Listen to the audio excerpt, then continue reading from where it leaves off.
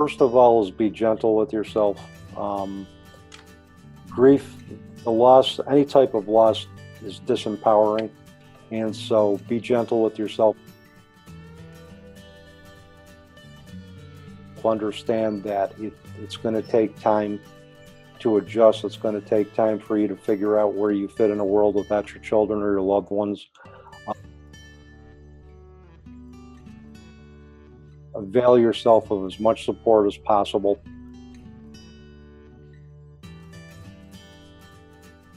Know that it's okay to experience joy amidst sadness, and don't feel guilty because of that.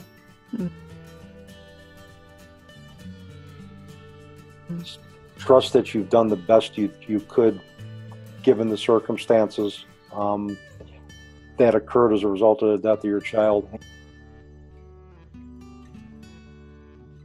And embrace every part of this journey. And I'm using embrace kind of figuratively as opposed to literally.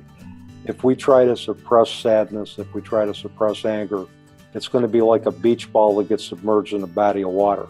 Once we let off the pressure of that beach ball is going to come right up again. And if that beach ball says anger and pain, and you try to suppress it, and it just continues to come back up, but saying, look, I'm not going away, deal with me. So learn that every part of the journey, whether it's joy, whether it's sadness, whether it's anger, has something to teach us. Don't suppress it. Just bring it to the surface, commit to learn from it and work with it. And the other thing is that sometimes it's a lot in early grief, it's about survival. So celebrate the fact that you can survive. Because survival is the first step towards embracing a different level of awareness, changing perspective, and eventually acceptance. And if what you're doing is surviving, that's okay for now, depending on where you're at. So,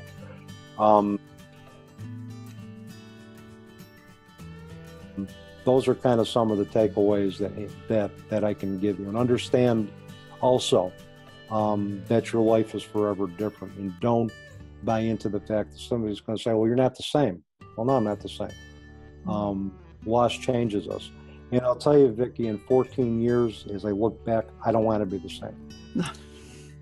I don't. Because if I was the same person now that I was 14 years ago, I wouldn't be sitting here talking with you. No. And I had to recognize that everything that I stood for had to change. I had to modify the way I looked at the world, the way I looked at life, the way I looked at death. And I had to commit to walking in awareness of and opening myself up to calling in those people and phenomena that were going to help me adjust to a new life. So if I had been the way I was before and didn't change, I wouldn't be talking to you right now. I'd curled up in the fetal position somewhere and just probably waiting to die.